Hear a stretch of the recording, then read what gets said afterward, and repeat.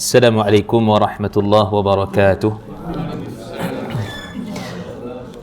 Innal hamdalillah nahmaduhu wa nasta'inuhu wa nastaghfiruh wa na'udzu billahi min shururi anfusina wa min sayyiati a'malina may yahdihillahu fala mudilla lahu wa may yudlil fala hadiya lahu. Asyhadu an la ilaha illallah wahdahu la syarika lahu wa asyhadu anna Muhammadan 'abduhu wa rasuluh. Allahumma shalli wa sallim ala Muhammad wa ala alihi wa ashabihi wa man tabi'ahum bi ihsani ila yaumiddin. Amma ba'd. Saya muliakan tuan imam, tuan-tuan dan puan-puan yang dirahmati Allah Subhanahu wa taala. Alhamdulillah kita sambung balik perbincangan berbaki beberapa kisah lagi daripada kitab kita ataupun buku kita ni, buku 40 sirah masyhur yang palsu ataupun dhaif.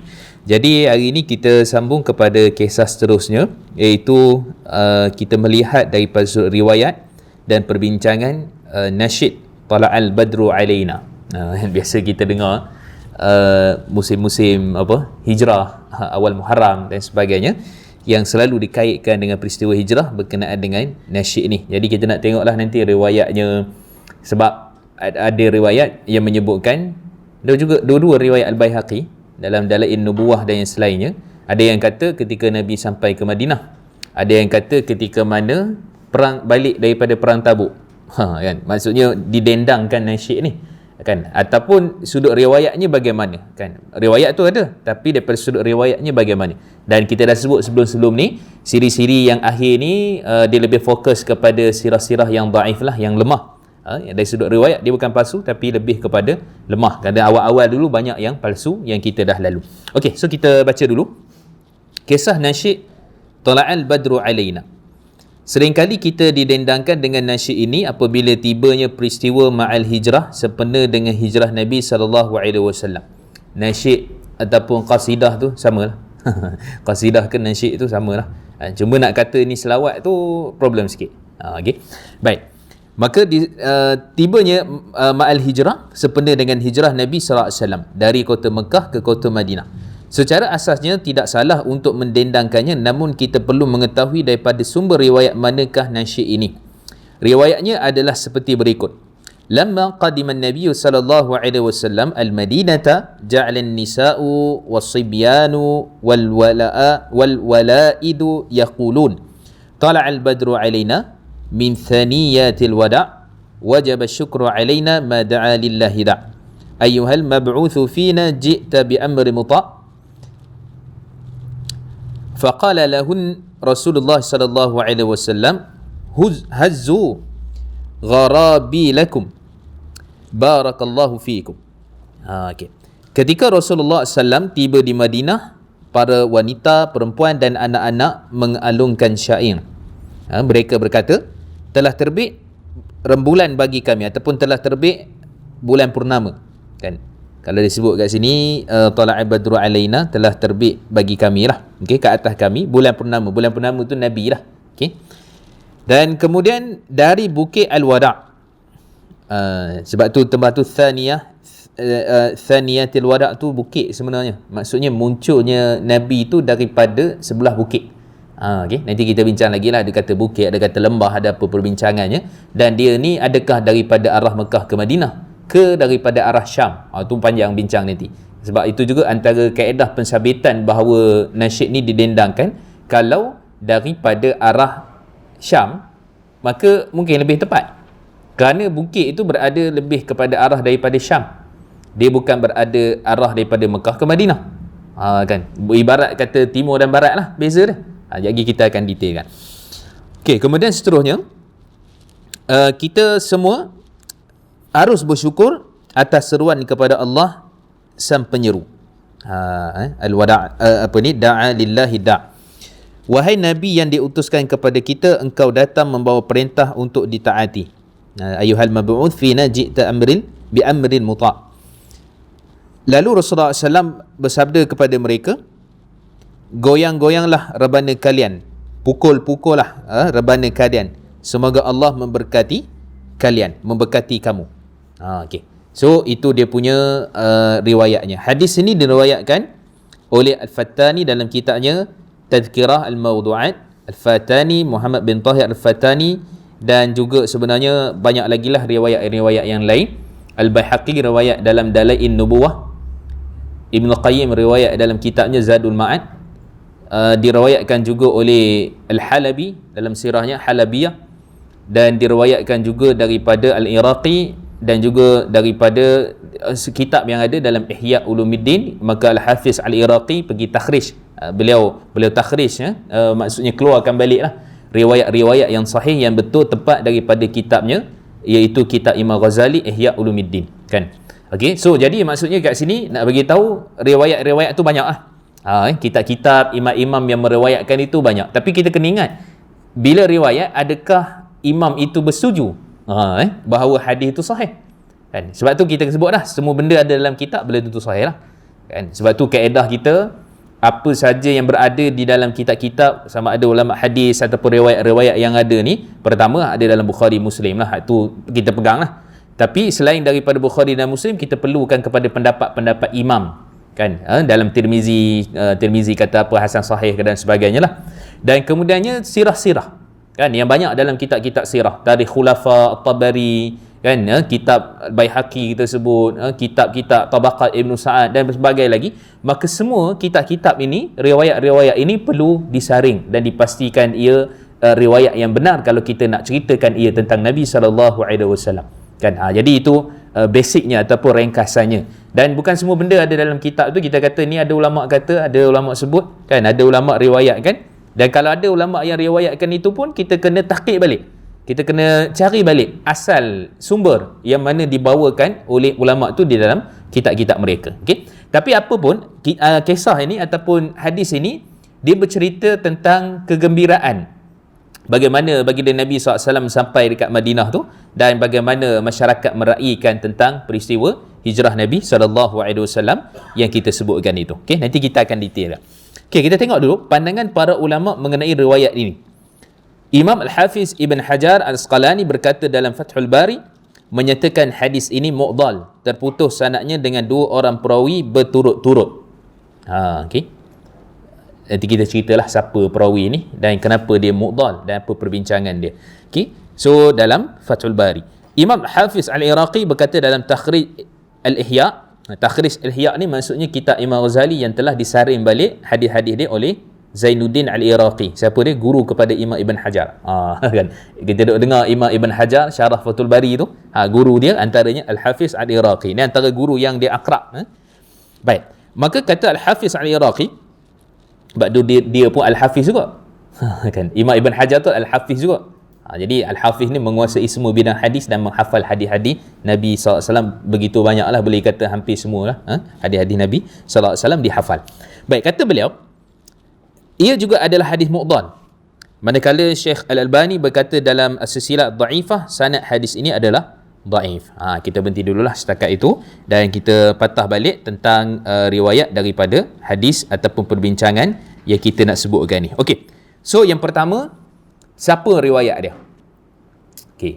Yang meriwayatkan ini iaitu seorang, dia ni dipanggil sebagai atba'ut tabi'in ataupun tabi'ut tabi'in. Kan. Macam mana tu? Dia bawah daripada tabi'in lagi. Okey, bawah pada tabi'in lagi. Namanya ialah Ubaidullah Muhammad ibnu Aisyah. Ubaidullah Muhammad ibnu Aisyah, yang mana yang meriwayatkan hadis ni daripada jalan dia seorang. Maksudnya daripada sudut jalan yang lain tu tak kuat lah, walaupun adalah daripada jalan melalui Ahmad bin Kathir.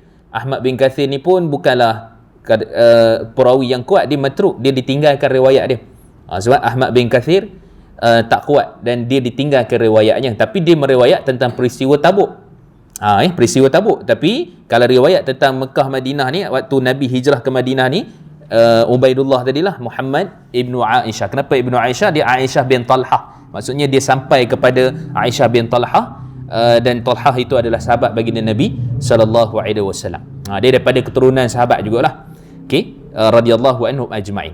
Okey, cumanya beliau riwayatkan itu, dia dipanggil dalam tabaqat, kata Imam Az-Zahabi dalam Syiarul Ala, di tabaqat yang ke-12, kan, dan dia lahir itu selepas 240 Hijrah. Dan dia juga merupakan guru kepada Imam Abu Daud dan Imam Ahmad.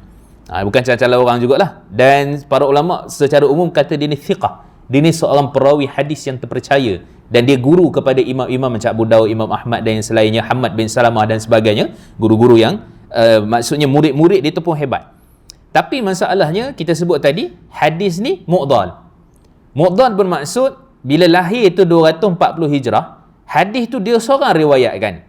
Sedangkan sepatut lepas dia mesti ada tabi'in, lepas tu mesti ada sahabat. Sebab dia bukan berada pada zaman Nabi.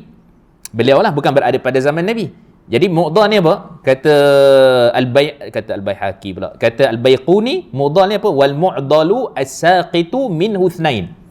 Hadis mu'dhal ni bila terputus dalam rangkaian sanad dia tu 2 orang dan ke atas. Maksudnya macam kita nak sebut tadi lah, secara mudahnya kita kata Muhammad ataupun Ubaidullah bin Muhammad ibn Aisyah tadi mesti diriwayat pada seorang. Seorang tu siapa? Confirm lah mestilah tabi'in. Sebab dia bukan tabi'in. Last tabi'in siapa? Abu Hanifah lah, lebih kurang lah. Itu pun paling kecil lah. Dia meninggal lahir 70 Hijrah. Lepas tu Imam Nawawi lahir Imam Syafi'i 150 Hijrah. Itu awal lagi tu. Awal lagi. Kan? Kalau Imam Syafi'i sendiri ataupun Imam Abu Hanifah sendiri riwayat kata Nabi sekian-sekian pun tak valid dah riwayat tu. Apatah lagi jauh, betul tak? Lagi ke bawah. Kan? Muhammad dan kemudian kita sebut guru pada Imam Ahmad, maka lahir selepas 240 Hijrah ni dia dah pergi kepada kita kata bukan lagi tabi'in, bukan lagi tabi'un tabi'in, bawah lagi. Sebab tu kata Al-Hafiz Iraqi, bukan 2 guru, 3 guru. Maksudnya daripada dia kena ada D, lepas D kena daripada C riwayat daripada orang B, baru Nabi. Maksudnya baru melihat peristiwa hijrah tu. Situ maksudnya detail lah cerita tentang ulama-ulama sejarah, ulama-ulama sirah untuk mensabitkan sesuatu kisah. Sebab sabit dengan Nabi. Sabit dengan Nabi, kemudian Nabi sendiri kata dekat mereka begini-begini, barakallahu fiik dan sebagainya. Kan? Jadi memerlukan kepada riwayat yang sahih, riwayat yang benar tentang perkara ini. Okey. So maksudnya kita dah jumpa, kita dah jelas bahawa hadis ataupun kisah yang meriwayatkan tentang perkara ini, maka dia punya riwayatnya itu adalah mu'dhal, iaitu apa? Terputus rawinya 2 orang dan berturut-turut. Dan masalah terputus rawi ni memang dia akan menjadikan secara automatik hadis tu paling kurang dhaif, paling lemah teruk lah. Kan? Ni kan pula terputus. Maka kalau nak sabitkan dia adalah hadis, maka dia bukan hadis lah sebenarnya. Dia bukan hadis. Habis tu macam mana pula yang kata hadis semua termasuk perkataan tabi'in, termasuk perkataan sahabat, itu juga dinamakan athar, dinamakan juga hadis. Itu melalui perkara yang lain lah. Tapi daripada sudut asasnya itu perkataan mereka. Dan mereka tidak mensabitkan, contoh Abu Bakar berkata, Umar berkata, kan? Ataupun contohnya siapa tabi'in besar-besar, Ibnu Sirin berkata. Contohnya kan Hasan Basri berkata, Abdullah Ibn Mubarak berkata, kan? Jadi bila berkata tu mereka berkata. Jadi bolehlah kalau kita nak katakan itu salah satu daripada teknik periwayatan, tapi bila mereka sabitkan itu adalah Nabi yang berkata, yang bercakap tu, perlukan kepada penjelasan daripada siapa mereka mengambil, sebab mereka tak bertemu dengan Nabi SAW, kan? Hatta kalau murid sahabat pula, anak sahabat riwayat pun nak kena tengok. Ada anak sahabat yang tak jumpa dengan Nabi pun, walaupun dia anak sahabat, dia hebat, kan? Macam contohnya siapa? Abdullah Ibn Zubair, kan? Urwah Ibn Zubair, abang dia jumpalah dengan Nabi. Dia tak jumpa dengan Nabi, lahir selepas mana Nabi SAW wafat, kan? Walaupun anak sahabat kepada Zubair bin Awam, kan? Jadi itu teknik ataupun cara bagaimana para ulama hadis nak menentukan dia punya kisah pensabitan. Dan ilmu hadis adalah satu ilmu yang sangat luas, kan? Ilmu yang membincangkan daripada semua, daripada sudut riwayat dan sebagainya, kan? Sebab tu kalau sirah kita nilai daripada semua sudut ilmu hadis, maka banyaklah sirah-sirah yang lemah, banyaklah sirah-sirah yang tak sahih, kan? Ataupun banyaklah sirah-sirah yang mungkin kita biasa dengar masyhur tapi sebenarnya tak kuat riwayat. Ada kalanya bukanlah maksudnya pensabitan ilmu hadis tu mesti kita nilai kepada semua sirah, tapi ada kalanya ilmu sirah itu boleh menilai dan boleh menjadikan riwayat-riwayat yang ada semua tu tentang sirah-sirah Nabi tu, kita terjamin kualiti dia, kan? Bagus daripada sudut penilaian. Tapi kita tak boleh pakai dalam semua perkara, pakai pada semua perkara. Banyak benda yang tak sahih lah dalam sirah, kan? Jadi kita kata banyaklah antara ulama-ulama hadis yang cuba untuk buat kaedah seperti ini, kan? Macam Syekh Muhammad bin Abdullah Al-Aushan, kan, dalam kitabnya tentang pensabitan apa yang sabit, apa yang tersebar daripada hadis, masya' walam yathbut, kan? Apa yang tersebar tapi tak sabit dalam sirah, kan? Dia gunakan kaedah muhaddisin, ulama-ulama hadis. Maksudnya banyak riwayat sirah tak sahih. Contohnya siapa lagi? Dr. Akram Dia Al-Umuri ataupun Al-Umari, kan, dalam kitabnya tentang Sahih Sirah Nabawiyah tu, dia guna kaedah muhaddisin juga, ulama-ulama hadis, kan. Begitu juga dengan Syekh Dr. Mahdi Rizqullah dan sebagainya, pengguna juga, kan. Kalau Syekh Sofyan Mubarakfuri, dia agak lebih dekat kepada teori kaedah ulama-ulama sirah. Dia bukan ikut sebiji ataupun kaedah cara ulama-ulama hadis, kan. Sebab tu dalam kitab dia banyak juga yang tak sahih dalam Mubarakfuri dalam Rahiqul Makhtum tu, kan. Jadi kita nak kata, kita kena tahu metodologi dulu. Kalau metodologi ni ulama hadis macam Syekh Albani dulu pun pernah buat dalam Sahih Sirah Nabawiyah, tapi tak sempat habis. Cerita tu macam sikit, cerita tentang turun wahyu, tiba-tiba terus tempat lain. Sepanjang yang ada antara wahyu dengan satu bab tu, dia tak ada, sebab riwayat tu tak kuat. Kan, jadi macam sirah ataupun tu dia macam sikit gitulah, kan. Sebab tu kita kata para ulama semua sepakat sirah yang bagus adalah pada Quran dan hadis-hadis yang sahih. Tu tak ada khilaf lah, kan. Cuma kadang-kadang untuk melengkapkan cerita tu, dan cerita tu taklah bertentangan dengan usul agama, kan. Kita dah lalu dah sebelum ni Buhairah apa semua dan sebagainya, kan, jumpa dengan pendeta, walaupun tak sahih lah sudut riwayat apa semua, tapi itulah yang terbaiknya, cerita-cerita yang sahih, hadis-hadis yang sahih, dan berpegang kepada metod yang digunakan oleh ulama-ulama hadis tu lebih baiklah untuk kita lebih mendekatkan kepada riwayat-riwayat yang sahih, kan. Itu maksud dia. Okey, so itu satu. Yang kedua, daripada buku kita ni juga kita berbincang dulu maksudnya perkataan itu sendiri. Ada berapa perkataan, ada tambahan yang mana di situ ada dia punya perbezaan. Yang pertama sekali ialah kisah bukit tu, Thaniyatil Wada'. Okey, bukit tu. Maka bukit ni, kata Al-Hafiz Imam Ibn Qayyim, bahkan kata Al-Hafiz Al-Iraqi, hatta Ibn Hajar pun sebut dalam Fathul Bari, maksud sebenar bukit min Thaniyatil Wada' ni, dia tak tepat kalau nak katakan daripada arah Mekah ke Madinah, kan. Sebab dalam nasyid ni kata dari munculnya Nabi tu, maksudnya tiba-tiba segerombolan, kan, dengan ataupun dengan Saidina Abu Bakar Siddiq muncul daripada bukit tu dan terus ke Madinah. Sedangkan bukit itu bukanlah berasalnya dekat kepada Madinah. Thaniyatil Wada' ni maksud tempat tinggi, bukit lah, istilah mudah kita faham. Jadi kalau sebut Thaniyatil Wada' tu, maksudnya datang tu dia daripada Mekah Madinah, dekat situ tak ada bukit. Tak ada bukit yang dimaksudkan itu. Bukit yang tepat yang dimaksudkan Thaniyatil Wada', tempat tinggi itu daripada Syam. Mana ada Nabi hijrah daripada Syam? Nabi hijrah daripada Mekah ke Madinah, kan. Siapa yang sebut ni? Ibn Qayyim, Ibn Hajar, Al-Iraqi yang sebut yang lebih tepat daripada arah tu, dan menunjukkan daripada Syam, dan peristiwa itu kata mereka lebih tepat dinyatakan ialah berlaku pada masa perang Tabuk. Itu lebih kuat, lebih kukuh kalau nak sabitkan riwayat lah, kan. Sebabnya arah tempat yang berbeza antara timur dan barat keadaannya, dan kemudian perkataan yang disebut daripada Thaniyatul Wada' tu. Itu kritikan lah, kritikan yang ada pada teks hadis. Ni dipanggil apa? Kritik matan hadis, kan, naqdul mutun. Tapi sebenarnya bukanlah hadis sangat, ni kita kata riwayat lah. Jadi kalau kita apply cara ulama hadis tu, cara mengkritik matan tu, biasalah, standard lah tu, kan. Sebab dia riwayat, bila riwayat tu dia tidak exactly, kadang-kadang dia tak secara tepat demikian perkataan itu, dan mungkin macam kita sebut dulu, kan, dalam hadis apa tu namanya, dalam riwayat Zuhri ataupun riwayat tentang bagaimana Nabi SAW kan terima wahyu tu, kan dia kata yatahannas tu bahasa asalnya, tapi Zuhri riwayatkan lafaz tu dengan yata'abbud. Yata'abbud maksudnya beribadah, kan. Yatahannas lebih luas. Maka dikritikan. Kritikan maksudnya bukan lafaz yang Nabi sebut tu yata'abbud, sebenarnya yatahannas. Sebab yata'abbud ni Nabi beribadah. Ibadah tu misi khusus, sebab namanya ibadah. Tapi kalau yatahannas boleh jadi berfikir, kan. Nabi berfikir tentang kejadian, kehebatan, tentang alam apa benda semua, termasuk ibadah. Itu yang lebih tepat perkataan yatahannas. Maksudnya mengekalkan perkataan yatahannas tu lebih tepat daripada kita tukar ataupun letak perkataan yata'abbud contohnya, kan. Itulah maksudnya ada kritikan kepada lafaz hadis, kan. Itu biasa, maksud kritikan kepada lafaz hadis, perbincangan pada lafaz hadis, hatta dalam Sahih Bukhari pun Sahih Muslim, itu satu benda yang biasa di sisi ulama-ulama hadis, kan. Cuma kadang-kadang orang awam berkata, wih, kritik Sahih Bukhari, macam tu, kan. Kritik Sahih Muslim, hebat daripada Sahih Muslim lagi. Kita kata kita duk bincang tu pun, kan, bukan cacalan orang je. Al-Hafiz Ajiani kritik Sahih Bukhari, matan-matan apa dia, Ad-Daruqutni, kan, dan selainnya. Itu benda yang biasa, kan, di sisi ulama-ulama hadis. Sebab dia bukan berkritik sahihan hadis tu, tapi lafaz-lafaz tu, benar ke lafaz ni? Ada lafaz lain, kan, lebih tepatnya lafaz tu macam mana? Itu dia punya perbincangan. Jadi detail lah ilmu hadis pada lafaz, pada riwayat, itu benda yang ada dalam ilmu hadis. Okey, tu isu kedua. Isu ketiga pula yang kita nak tengok tadi, iaitu berkenaan dengan kalau kita tengok tu pada awal-awal tu disebut apa?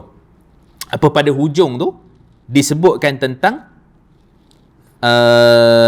hazzu gharabilakum barakallahu fikum. Kan? Kata Nabi SAW, goyangkanlah ataupun pukullah rebana kalian, semoga Allah memberkati kalian. Kan, kalau ikutkan tu macam tak ada apa-apa sangat. Tapi para ulama hadis bincang tentang riwayat itu, pukul itu bagaimana, dia punya konsep dia tu, kan, dia punya kaedah dia tu, ataupun daripada sudut lafaz itu sendiri. Okay? Kalau kita tengok pada lafaz yang asal, ada riwayat macam kita sebut tadi lah, Al-Baihaqi riwayatkan, Al-Iraqi riwayatkan dan sebagainya. Jadi ikut lafaz, pada asalnya tak ada pukul-pukul gendang tu. Kan? Jadi ini kalau ikutkan ni dalil kuat juga. Maksudnya kalau kita nak berqasidah mesti bergendang. Tu faham tu kan. Maksudnya kita kena bergendang, kita kena berkompang apa semua kan, nak mengalunkan qasidah tu, nak mengalunkan selawat lah, yang dipahami selawat tu kan. Jadi kita kena bergendang, berkompang lah, sebab ni hadis sebut.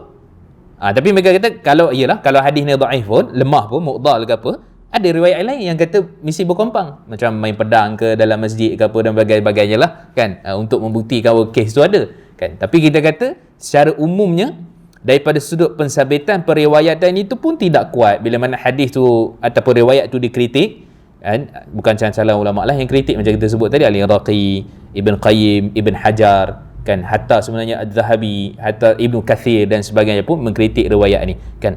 Cuma dalam riwayat Ahmad bin Kathir tadi daripada perang Tabuk, dan dia pun ada masukkan maksudnya peristiwa yang Nabi suruh pukul gendang tu lepas balik pada perang Tabuk, maksudnya macam tanda kemenangan lah kan. Kan, maka pukul lah gendang. Tapi Ahmad bin Kathir tadi kita kata matruk, maksudnya tak sahih, tak ditinggalkan riwayatnya kan. Ibnu Kathir tu lain Ibnu Kathir tu yang Abu Fida Ismail tu kan, Ibnu Kathir tu kan. Ada lagi ulama hadis besar Yahya bin Abi Kathir, tu pun lain juga. Jangan semua Ibnu Kathir terus jadi ditinggalkan riwayatnya, tak kan. Sebab tu nama sama kan. Macam kita kata apa, Sufyan kan, Sufyan Ats-Tsauri, tu ulama hadis besar. Sufyan ibn Uyainah, ulama hadis besar. Sufyan bin Waqi', ulama hadis juga, tapi ayah dia sendiri kata dia dhaif. Siapa Waqi'? Waqi' bin Jarrah. Waqi' bin Jarrah punya ulama hadis yang hebat, yang besar. Maka dia sendiri kata anak dia tak kuat. Anak dia Sufyan ni tak kuat dalam riwayat dia kan. Walaupun ulama hadis bincang panjang lah tentang isu itu. Cuma nak kata nama tu tak semestinya benda yang sama kan. Takut nanti ingat Ibnu Katsir kan, ataupun Yahya bin Abi Katsir. Tak, Ahmad bin Katsir tu orang lain kan. Dan ramai yang nama Katsir tu kan, ramai yang nama Katsir kan. Nama Muhammad lagi lah kan. Macam ni kan, kita nak cari Ubaidullah ni. Ubaidullah ni ramai je yang siqah, rawi-rawi yang lain terpercaya kan. Dan beliau pun seorang perawi terpercaya, cumanya beliau meriwayatkan itu. Jadi walaupun seorang thiqah, dia bukan membuat kesilapan, tapi mungkin dia pun riwayatkan dengan sebab nak bagi tahu riwayat tu tak kuat. Tapi mungkin orang kemudian anak-anak murid dia kan yang riwayatkan kata Ubaidullah sebut macam tu kan, boleh jadi juga kan. Seorang alim yang mana hebat, yang kuat, tapi anak murid silap riwayat, boleh jadi. Tu satu. Yang kedua, boleh jadi juga dia sendiri silap riwayat, imam tu sendiri silap riwayat. Biasa manusia, kalau kita sabitkan dia ni terima wahyu, boleh jadilah kan. Dia maksum, maka dia tak melakukan kesilapan, boleh jadilah. Jadi itu benda biasa, sebab selagi mana itu adalah manusia, maka selagi mana hakikatnya adalah walaupun thiqah, terpercaya, ada kalanya itu adalah kesilapan. Kan dipanggil sebagai ghalatul muhaddithin. Ni kalau baca Syekh Dr. Tariq Awadullah, best. Dia punya perbincangan tentang ada kalanya ulama-ulama hadis pun silap riwayatkan kan. Contohnya apa? Naha Rasulullah SAW ani hilqah dalam riwayat Imam Tirmizi, Ibnu Majah. Nabi melarang daripada bercukur kan. Bercukur maksudnya cukur misai ke bulu-bulu ke apa dan sebagainya, Nabi larang cukur kan. Kata Khattabi, beliau kata ulama-ulama hadis telah silap faham tentang hadis ni, sebahagian perawi hadis. Sebenarnya hilaq tu membuat halaqah.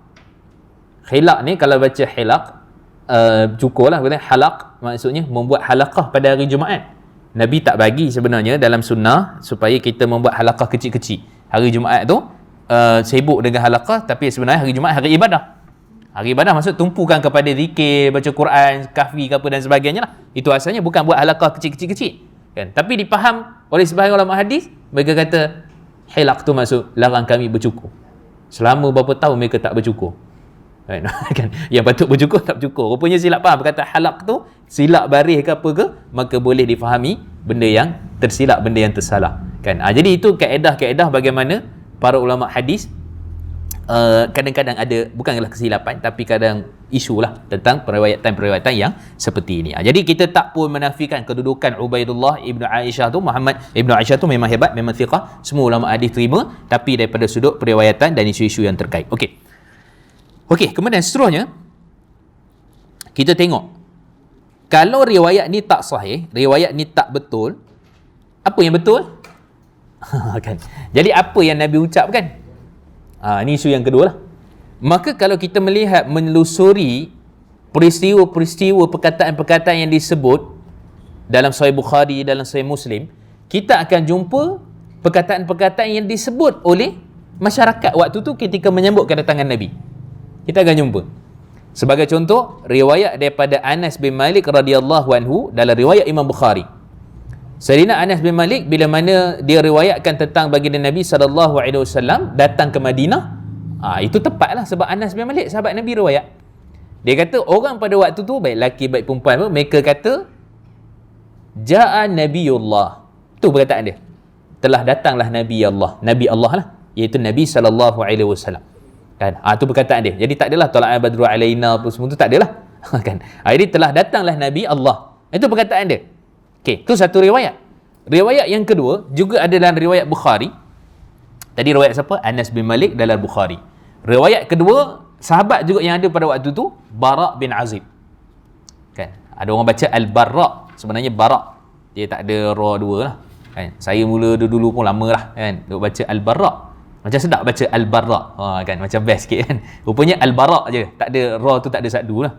Okay. So Al-Bara' bin Azib meriwayatkan, beliau kata yang datang tu ataupun riwayat yang menyebutkan itu, semua orang tu kata qadima Rasulullah sallallahu alaihi wasallam.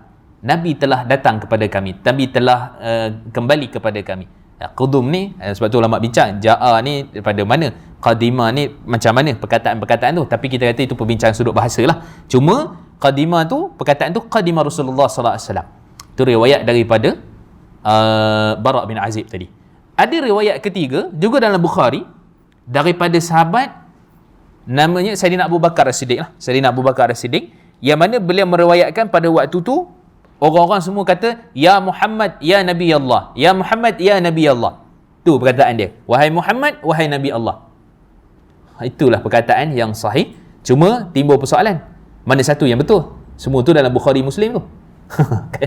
Timbul pula perbahasan, timbul pula perbincangan. Sebab sahabat ni riwayat kata qadima Rasulullah, sahabat ni riwayat kata ja'a Nabi Allah, selawat ni pula Nabi Allah kan. Apa riwayat ni pula sebut ya Muhammad ya Rasul ya Nabi Allah. Mana satu? Jawapannya sebenarnya semua riwayat tu betul. Sebab mereka bukanlah berpakat jom kita berbincang dulu, jadi kalau Nabi datang nanti apa perkataan yang kita nak sebut. Tak ada. Secara automatik, hak ni kata ya Nabi Allah, yang ni kata qadima Rasulullah, yang ni kata bagi ja'a Nabiullah kan. Okey, tak ada masalah. Sebab bukanlah kita berpakat kena nak berdendangkan nasyid ke. Okey, kita pakat sebut semua ya Muhammad ya Rasulullah. Tak ada pun. Ya Muhammad ya Nabi Allah. Tak ada. Tak ada persepakatan itu. Sebab semua perasaan gembira tu macam mana dia nak sebut, dia pun kata macam tu. Ini kata Nabi telah datang, Nabi telah pun kembali, ataupun yang ni kata wahai Muhammad, wahai Nabi Allah. Logik. Dan taklah satu riwayat tu saling bersalahan dengan riwayat-riwayat yang lain kan. Itu kadang-kadang kaedah ulama hadis menggunakan metod al-jam'u. Itu kaedah lagi. Maksudnya hadis-hadis yang saling bercanggah, dia guna metod menghimpunkan.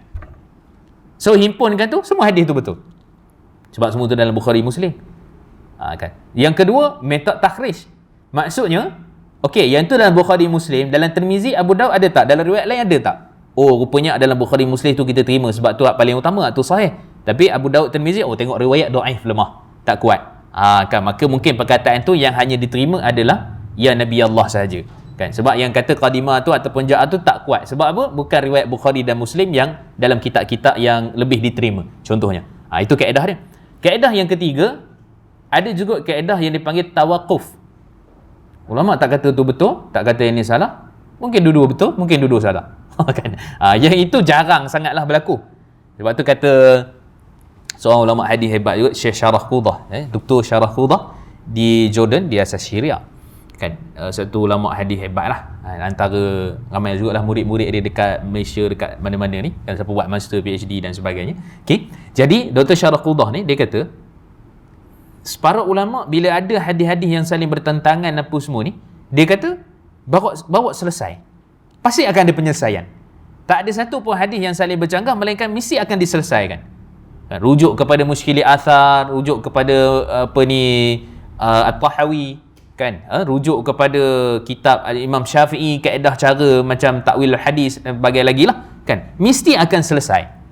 Cuma kita tak selesai tu sebab kita tak jumpa cara penyelesaian dalam sesuatu hadis yang nampak macam saling bercanggah. Hatta hadis bercanggah dengan ayat Quran ke, kan, itu geng-geng orientalis barat memang sukalah, kan. Itu cantik kot tuan-tuan, itu satu bidang kajian. Saya ingat kat Malaysia ni bab tu kurang berbanding dengan ilmu takhrij hadis, berbanding dengan ilmu syarah-syarah hadis, ilmu bagaimana kritikan orientalis barat terhadap hadis. Itu biasa peringkat-peringkat universiti ada kajian lah, ada paper, ada apa dan sebagainya, kan. Cuma kalau dapat kajian-kajian seperti itu pun cantik juga, sebab boleh menjawab bagaimana orientalis mengkritik hadis-hadis Nabi, kan. Sebab mereka baca, mereka faham sendiri. Macam mereka kritik Quran. Baru ni ada Brother Lim, dia forward kat saya satu video panjang bagaimana geng-geng Kristian mengkritik tentang sejarah penurunan Al-Quran. Dia kritik lah, sejarah tu tak betul, riwayat tak betul. Kita bungkang kot kalau nak jawab tu, kan. Saya kata Brother Lim, kita kena jawab, maksudnya kita kena letak apa poin dia, 1, 2, 3. Kalau ada 30 poin, lepas tu kita kena buat research, kita kena kaji balik, tengok balik lah, buka apa benda semua dan sebagainya untuk menjawab balik tomahan-tomahan tu, kan. Di barat banyak benda-benda macam tu, tuan-tuan. Kritik hadis Nabi, kan. Kita sebab kita duduk dekat Paya Jaras, kita duduk kat Sungai Buloh, jadi kita duduk dengar kuliah gitu je lah, kan. Tapi semua mereka punya kritikan tu hebat, kan. Di barat pun benda semua. Tapi Alhamdulillah di barat pun hebat juga golongan-golongan sunnah dan sebagainya yang menjawab balik tomahan mereka. Cuma mungkinlah kita punya maklumat, apa perkembangan yang ada kat luar sana tu mungkin agak terhad sikit, kan. Tapi daripada sudut tu di Malaysia kurang sikit tentang isu orientalis ni, kan. Nak menjawab, nak apa semua tu, kita kata itu kajian universiti adalah, kan. Cuma kalau boleh dikembangkan kepada masyarakat supaya salah faham terhadap sunnah, kan, salah faham terhadap hadis, kan, kesilapfahaman terhadap hadis Nabi dan sebagainya, kadang-kadang ada yang termakan antara golongan anti hadis. Mereka kita semula daripada orientalis barat lah tu, kan. Kritik Muhammad, hadis tu riwayat daripada Muhammad saja, dia sendiri yang riwayatkan, dia sendiri yang tetapkan syariat, bukan daripada wahyu, daripada panjanglah dia punya perbincangan dia tu, kan. Kan Bukhari tak boleh terima, Muslim tak boleh terima, kan. Kenapa ada ulama kritik juga Bukhari, Muslim, macam-macam cerita lagi. Tapi semua tu telah dijawab oleh Syekh Mustafa Al-Azami, ada dalam kitab dia pun juga bagus, dan terjemah pun dalam bahasa Melayu tentang kedudukan sunnah. Dia ni antara orang-orang yang agak terkedepan dalam mengkritik orientalis barat tentang isu-isu merendahkan hadis-hadis Nabi sallallahu alaihi wasallam. Okey, kemudian seterusnya. So kita kata itu perkataan dia. So boleh ya Nabi Allah, okey, tak ada qadimah Rasulullah sallallahu alaihi wasallam pun okey, Nabiullah pun okey, tak ada masalah. Maka semua mereka bergembira tentang menyambut kedatangan baginda Nabi sallallahu alaihi wasallam. Persoalannya bila tiba ma'al hijrah bila tiba ni kita kena jawab ya Nabi Allah ke beramai-ramai, kan. Kita kena taklah, sebab itu khusus untuk mereka sendiri yang menyatakan perasaan kegembiraan untuk menyambut Nabi itu datang. Semua orang duk tunggu Nabi sallallahu alaihi wasallam ketika mana, bukan panjanglah cerita tu berapa daripada hijrah apa semua tu, kita pun dah bincang dah sebelum ni. 28 Rabiul Awal dekat mana, kan. Safar, kan, 1 Safar tu dekat mana, kemudian 12 Safar tu dekat mana, 28 Safar, 1 Rabiul Awal kat mana, kan. 8 Rabiul Awal Nabi kat mana, 12 Rabiul Awal Nabi sampai Madinah, dan seterusnya lah. Itu pun kita dah bincangkan sebelum ni. Okey, so kemudian kita pergi kepada yang keseterusnya tu. Okey, adakah salah untuk mendendangkannya? Dendang ni apa? Yang mainan kecil-kecil tu? Dendang lah kot. Okay. Duk iklan kat TV kan.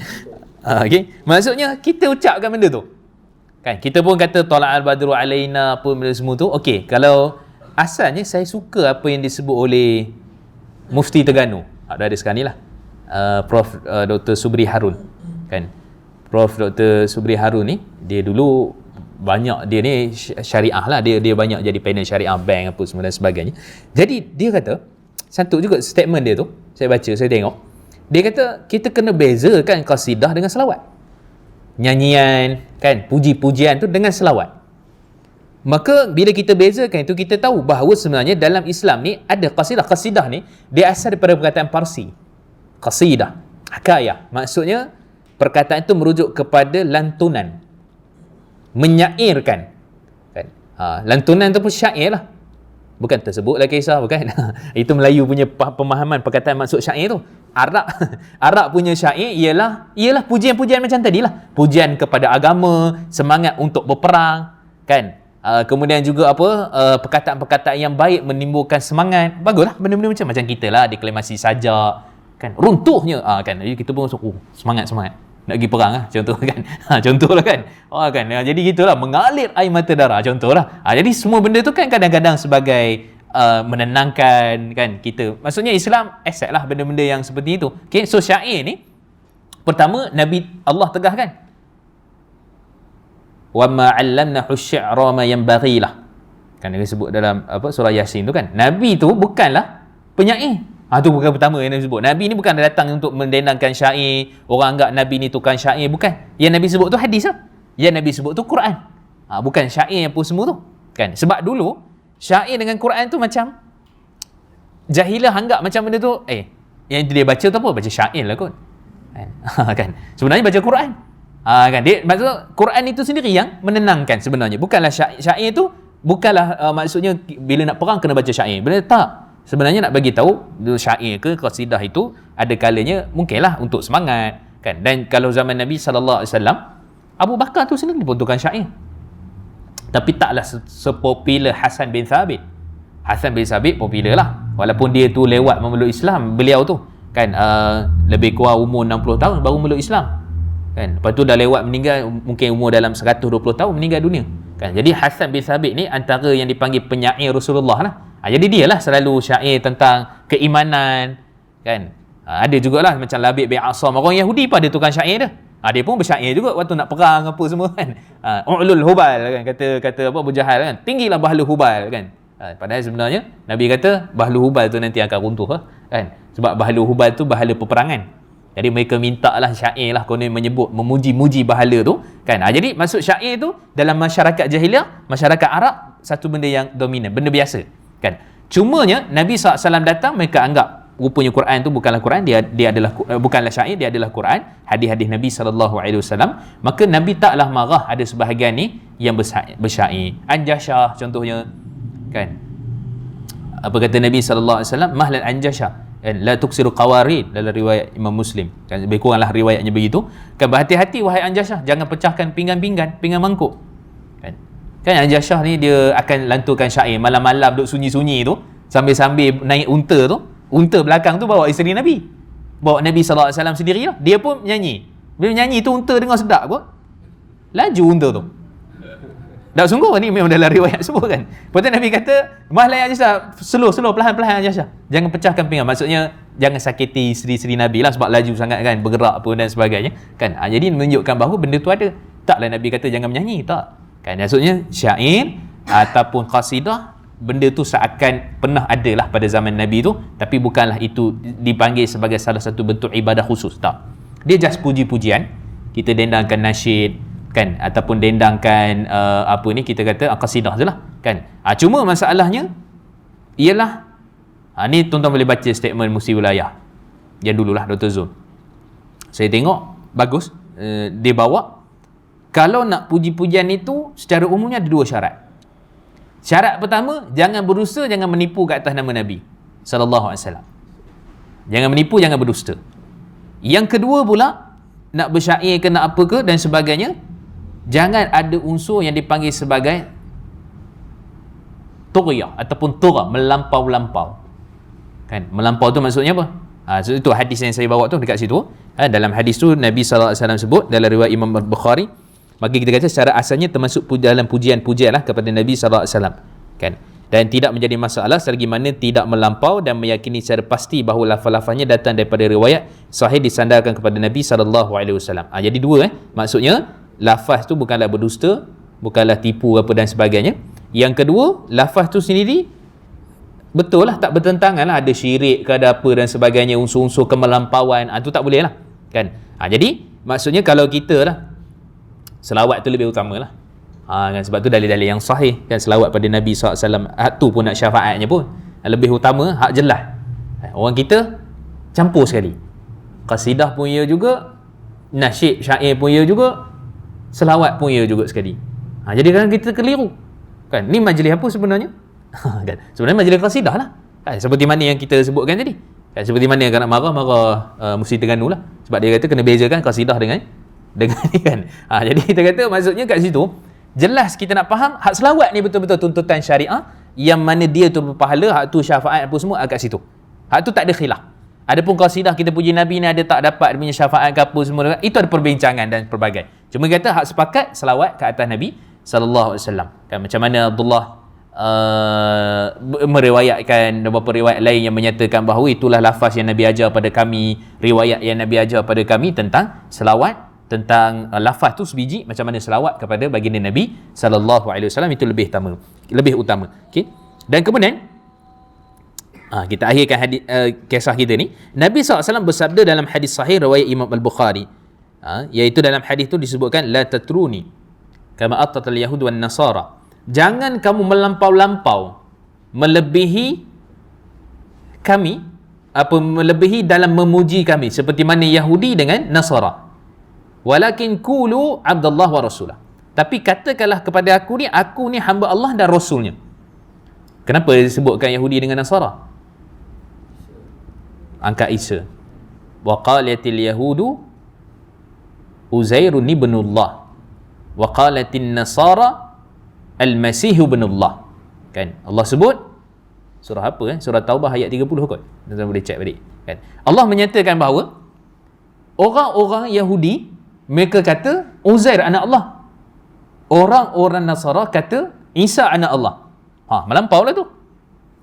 Uzair ni siapa? Uzair ni kata Imam Ibn Kathir, apa tu namanya, masih ada perselisihan di kalangan para ulama, tapi sebahagian kebanyakan majoriti ulama terima Uzair itu adalah Nabi daripada kalangan Nabi-Nabi Bani Israel.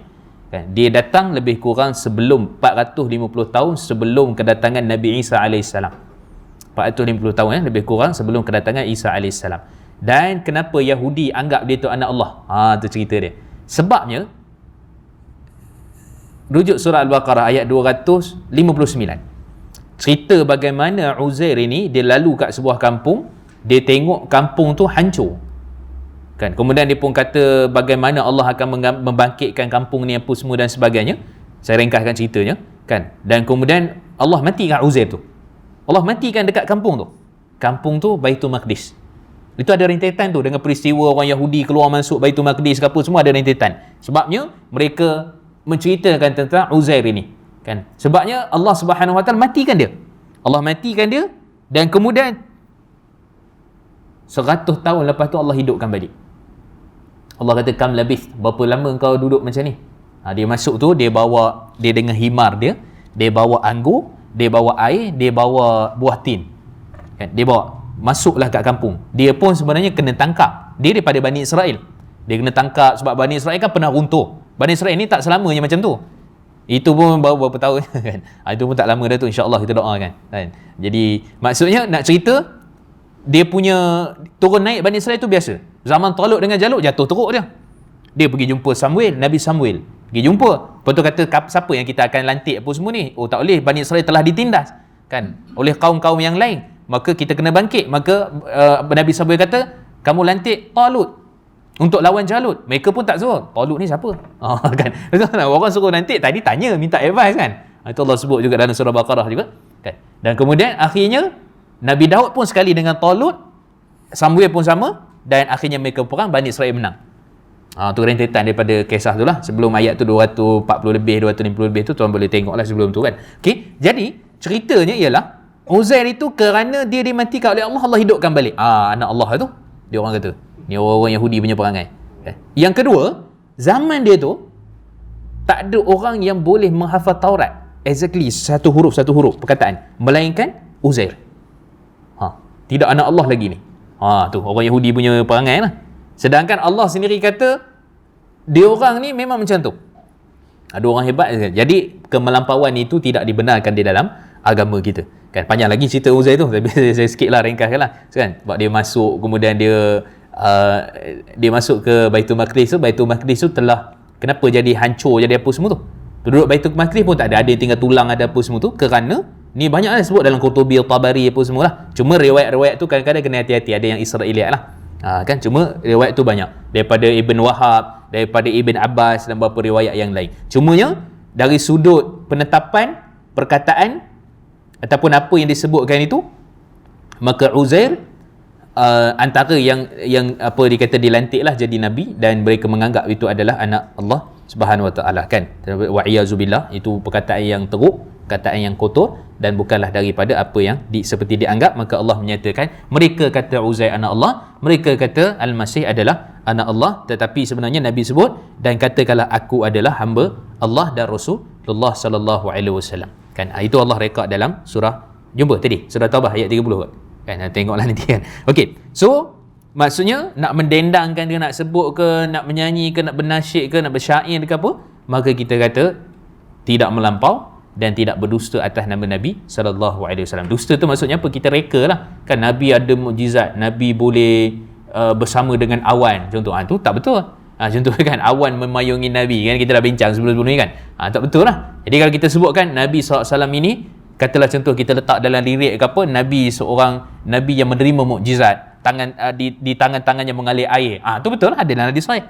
Jadi gitulah konsep dia berkenaan dengan perkara ini. Cuma kita kata berbalik kepada asas tadi, sunnahnya adalah kita menceritakan tentang selawat itu sendiri yang sepatutnya kita utamakan. Kan selawat baginda Nabi sallallahu alaihi wasallam. Wallahu alam, saya berhenti dululah kat sini, insya-Allah nanti kita sambung lagi.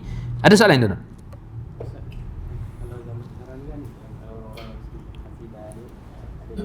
Kumpulan tu dia tak bawa alat-alat macam gitar semua tu, dari segi hukum tu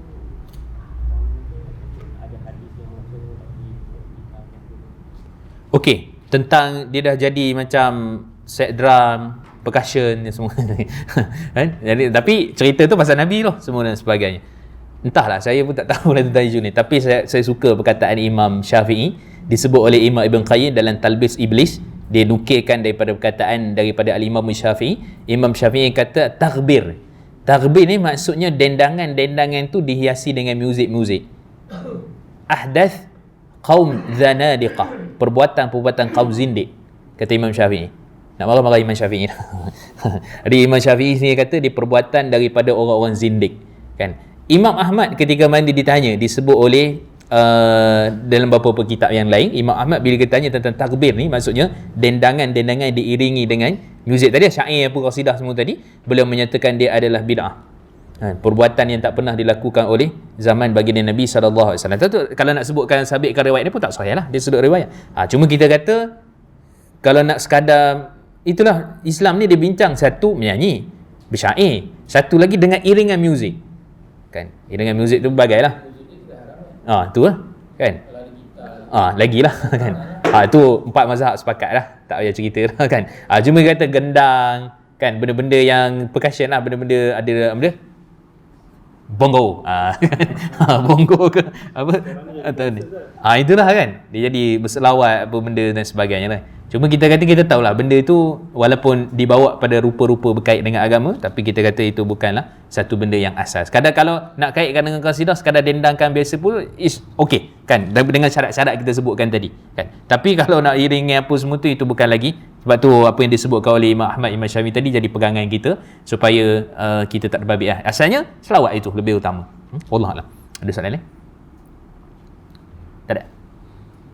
Okey, kalau tak ada kita berhenti dulu kat sini. InsyaAllah nanti kita sambung lagi. Okey, terima kasih tuan-tuan atas komitmen kita. Mudah-mudahan ada sikit manfaat kita pada malam ni. Aqulu qawli hadza wa astaghfirullah wa lakum. Subhanakallah bihamdik, asyhadu an la ilaha illa anta, astaghfiruka wa atubu ilaik. Wa sallallahu ala Muhammad wa alihi wa sahbihi wa barakatuh. Alhamdulillahirabbil alamin. Wassalamualaikum warahmatullahi wabarakatuh.